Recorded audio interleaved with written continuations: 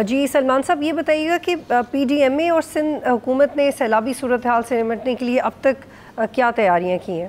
دیکھیں جی، تیاریاں تو تقریباً ہمارے پاس 10 12 15 دن ابھی ہونے کو آ گئے ہیں۔ ہم نے مینلی جو ہے وہ دو ایکسپیکٹس کو کور کرنے کی کوشش کی ہے۔ ایک تو جو ہمارے حفاظتی پشتے ہیں اور ہمارا جو اریگیشن کا نیٹ ورک ہے، جس میں میجر انفراسٹرکچر آتے ہیں تین، ان کو پروٹیکٹ کرنا، اور ان سے زیادہ امپورٹنٹ جو ہم نے جو فیکٹر جس کے بیس پہ پلان کیا وہ ہے انسانی جان کو بچانا اور لائف سٹاک کو بچانا۔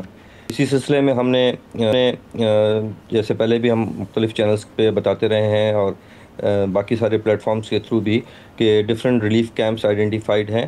ہم نے لوگوں کو ایویکویشن میں فیسیلیٹیٹ کرنے کے لیے 742 بوٹس ہائر کر کے تمام ضلعوں میں جو ہے وہ ڈسٹرکٹس نے ان کو ہائر کر کے لوگوں تک مہیا کرنے کے لیے پورا انتظام کیا ہوا ہے۔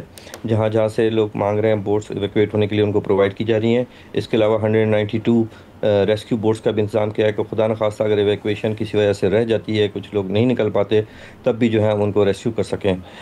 مینلی جو ہے کنٹرول روم سارے ایکٹیو ہیں، وہ رابطے میں ہیں۔ پروونشل لیول پہ جو کنٹرول روم ہیں وہ ڈویژنل کمشنرز کے لیول پہ کنٹرول رومز ہیں، اور ڈسٹرکٹ لیول پہ بھی کنٹرول روم ہیں۔ جتنے بھی متعلقہ اداروں کے نمائندگان ہیں وہ ان کنٹرول رومز میں بیٹھے ہیں، تاکہ کوارڈینیشن میں جو ہے کسی قسم کا کوئی ڈیلے نہ ہو۔ سبسکرائب کریں اور بیل دبائیں تاکہ کوئی خبر رہ نہ جائے۔